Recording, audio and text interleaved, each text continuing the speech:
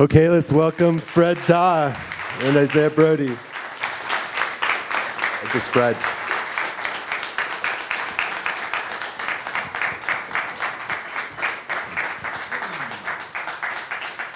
Thank you.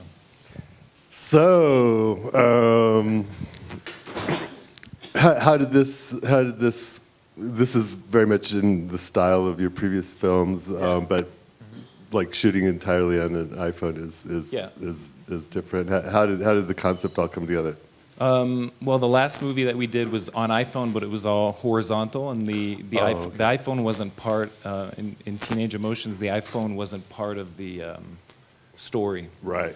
And so the idea was, we kept doing things after the first movie, which people thought was kind of a documentary, and it just felt like, more of the same. And I'd been wanting to do a found footage movie that wasn't a genre flick, that was more of a social drama, social commentary, but as a found footage movie for a while. I was testing things out in 2016 and 17, and I just couldn't click. And then one day I just thought, Isaiah in school, because I was a teacher at the school for 7 years. So I knew a bunch of different kids, and I knew their parents, and Isaiah had helped a lot on filming Teenage Emotions, but there wasn't really a role for him. But I don't know, it just kind of then the rest just kind of came about. I'm very close with his dad. His dad was a teacher at the school. It just all kind of made sense. He's huge, for those of you who know him. He's a huge cinephile. I was giving him lists of movies. And I was doing it with a lot of kids, but Isaiah was the only one who'd go and watch 3 movies, 4 movies a week, 5 movies a week, through the years. And so there is this, complicity that grows where he understands, what I'm looking for and stuff like that. Yeah, and it's interesting that you achieved just this wide spectrum of textures and just I guess almost styles of imagery, and how did that come about with? It was just it's the one luxury you have when you make something for nothing is you have the luxury. There are things that are hard about it, but you do have the luxury of just reshooting constantly, the way you'd write a script. So I write a lot of screenplays, and so when I'm writing screenplays, you don't have everything planned out. You have a concept of structure and your kind of 3-act structure and a kind of the catalyst and all that, the setup. And so when you're doing it, if you make the movie the way you would write a script, that's kind of what you're doing. You're going, okay, well now I need setup stuff. And a lot of this was done through COVID as well, or right after COVID, and it's a pretty personal movie, so I didn't really want to be there for a lot of it. Isaiah is different when I'm there than when I'm not there, and so I gave him a phone. I gave him my phone and then bought a phone, and so he would shoot. I would say, show me your room. And so he would shoot tons of stuff of his room, and then he'd put it in Dropbox, and I'd watch it, and I'd go, okay, can we, that's cool, but what's that in the back? Or are those Legos in the back? Show me your Legos in the back. Do a shot with your Legos, do a shot where you're spinning, and so because you're kind of writing as you go, you get a sense of the flow, and it needs to move here. We need to go to horizontal a little bit, because you want to keep it realistic and relatively, it's a hate it or love it kind of movie. It's either you're just this is not, cinema, or you can, or you get into the rhythm and the flow and the kind of visual tone and rhythm of the thing. It is there, but I can totally understand that some people are just, can't enjoy something like this. But well, you're being very generous. Okay, I don't know why they wouldn't nice. understand. Questions from the audience? Yeah. Go ahead. So, I guess I just wanted to ask, if you could elaborate sort of on the angle you're coming from just to clarify, so a lot of like, it's like, did you have like I guess like the structure of like the plot, like maps? You said that a lot of the like footage itself was kind of like improvised. I guess I'm just wondering like, Well, where the like narratively it's kind of like, you know, the conclusion like at the end. Yeah, no, all of this is thought up beforehand. Even the lines, you know, depending. For example, when Max says, "Yeah, you know, you just got to go with that kind of vibe." Like I'm telling him in that moment, I'm going, you know, I want you to say, like, go with that kind of. He's kind of copying. He's also kind of copying. It's hard because I have like I'm close with a lot of these students, you know, and now they're much older, but like Max was kind of copying me in a way in this scene. That's kind of how I talk, and I was telling him like, you know, just go around, oh, yeah, you know, it's that kind of vibe, it's that kind of vibe, and so he's doing that, and then there are other things. It's a balance. It's like a balance of stuff that feels totally improvised and stuff, or that is improvised, like finding the bird. But, yeah, that's an interesting one too, because I'd done a bunch of tests with a movie before this that I never put out because I just couldn't crack it. That was kind of like this back in 2016 or 17, called Lone Wolf 98, and in that there's a whole bird thing.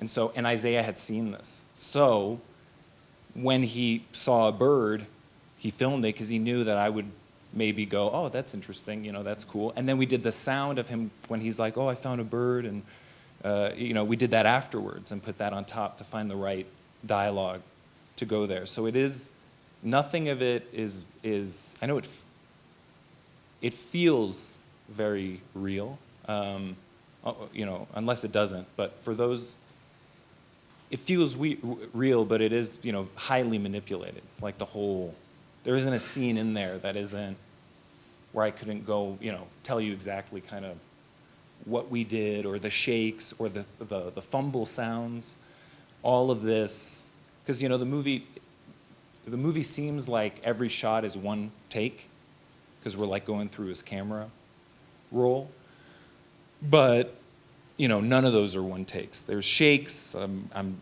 telling him, you know, every 20 seconds in your mind, shake the camera a little bit in case we need to clip it to another shake to make it seem, to, you know, to shorten the scene or lengthen the scene. But in terms of the story, we always knew he's going to meet Sasha, then he's going to meet Max, and then the big question was, is he going to shoot up the school, or is he going to kill himself? And it became very evident as we were going through it that I thought it would, I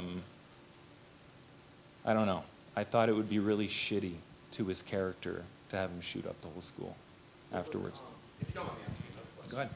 I'm just curious. So that's interesting to hear. Mm-hmm.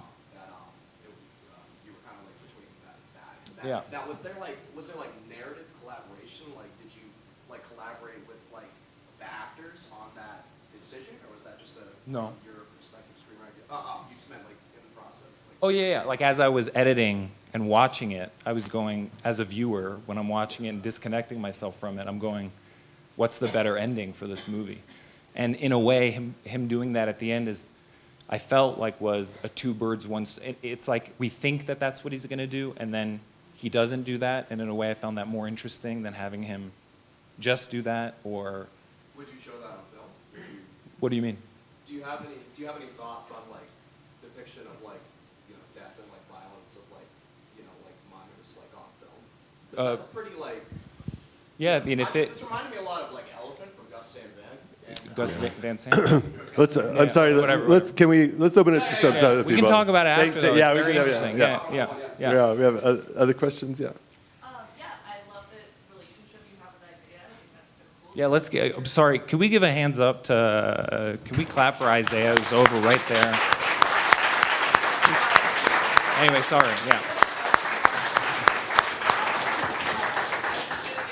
You said you gave him like lists and recommendations of movies. What were some movies you recommended to prepare for this? Oh, it wasn't like to prepare for this. It's just in general. I taught film theory there, and so I would just show. First of all, I'd show movies in class, and I'd show.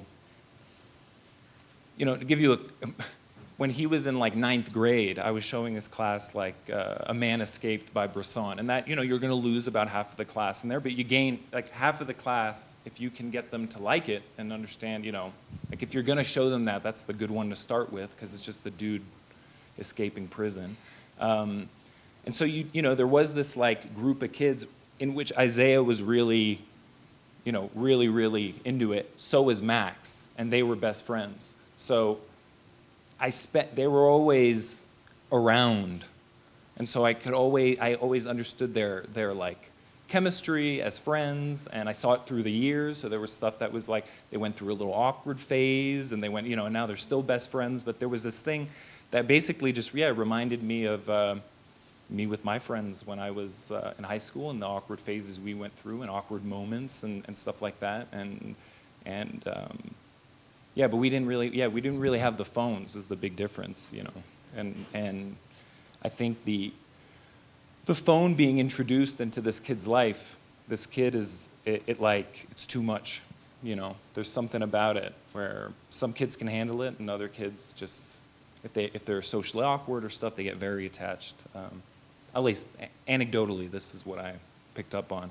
But he just watched, everything, developed a sense of taste, and my taste. He knew like what I didn't like and all that. But I need more to balance it out. Stuff like that. Yeah. Is that his real sister? Oh yeah, that's his dad, his sister. His mom didn't want to be filmed, so we had to figure out a thing. And we had the scene of his dad sleeping, and he wasn't snoring. And then I was like, we need to add sound to this scene because it needs a little more oomph. And so we added the snoring. And then much later, I said, it'd be interesting if he said something like, Dad's snoring. He never used to snore. When Mom died, he started. I just thought that this was like a weird thing that kind of just like was weird but made sense in a weird way, and it added like a little depth. And that's what I mean when I mean like editing it and making it the way you write a screenplay. When you write a screenplay, a lot of these details come after on. Like, how did the silver chair of it all come into being? Because I was a huge Silverchair fan, Okay. and I became. This is a total side, but I became friends with the singer of Silverchair, and that was a song I really liked. And a lot of the stuff, like I don't know if anyone's seen Teenage Emotions here, but if you like, a lot of the stuff is just based on things that make me. It is a thing. It's like you get them at this, you get attached, and then they grow up, and it's different. What? Excellent. Oh, well, thank you very much. And then I always wanted to put that song in a movie. I have movies I made when I was 15 where I was putting that song in movies, and it wasn't like I was using them seriously in those movies, so it wasn't cool. And here there's oh, thank you. That was my wife's idea. Nice. Yeah. Who produced this, so. We have time for one more question. Go ahead. How did you get authorization to shoot at locations? Was that not a school? Was that a set? No, that was my school. school. Those extras? Mm-hmm. So the answer is, no, that was my school. That was where I would teach. And so it's kind of the same as the movie before. It was like what I was up to. I was in contact with the parents, there's no one on there who's not aware kind of that they're being filmed, but the school wasn't really aware when we were doing it. But I'd already done a movie that had gone to Slam Dance and had it had Jaya Harper in it because she was a student of mine and she was in it, and the school was very happy that movie had done well and stuff like that. So they were just kind of, they knew Isaiah, they knew his dad, they knew the people, they knew that there was like a crew of kind of nerdy film kids around me, and this was kind of what we made, with our free time at school. Mm-hmm. Awesome. Well, okay, one more question. If I wanted to see Teenage Emotions and I lived in LA, The American, yeah, they are showing it, but it may be right around the same time. Thanks, Caleb. Thanks Yeah, for that yeah, question. yeah. I really appreciate it. But you can torrent it, which I'm totally fine with, or you can send me an email and I can send you a link. It was on Mubi. It may be on Mubi France now, but I'm not quite sure. It was on Mubi for a year and a half. So what are you going to be doing next? Similar kind of thing with my daughter, who's 8, because I think that I'm surrounded, like she doesn't have a phone, but all her friends are starting to get phones or iPads and stuff at 8 years old. So I'm thinking like, you know, Isaiah actually didn't have a phone in real life, but that was really, you know, strange. At 16, in French too, because I live in France and I'm half French. And we all live. I came here from Paris actually. Thank you. So yeah, well, you're welcome. Anything for you, bro. Anything for you. But yeah. I'm thinking about this. I don't know if it can work. The logistics. I don't want to do anything that's gonna like traumatize her. So I have to like think about. And it can't just be her showing her dolls for an hour. And done for her, it'd be totally different. It'd be 8-year-old, and if something tragic were to happen at the end, it'd be 8-year-old tragic. It would be more something I could imagine, you know, in the worst case, and like something much more in that, which would not be a gun, but it may be, I don't know, like a Tide Pod challenge for likes or something like that. It might be something like that. I don't think that it's going to be that, but anyway, you can't ask me this question. I'm like, it's like, but it's cooking a little bit, but you know, she wants to like do stuff. So her mom's an actress, so it just kind of makes sense. We just got it in the house. Her little brother's just stuck to her all the time. It seems like it could be an entertaining dynamic. Yeah. Nice. Well, it's such an honor to have your film here. Well, thank you so dude. much for coming out. Thank you. Did you guys like, be honest, did you guys like it? Oh, yeah. Yeah? Okay. If you didn't, please, I love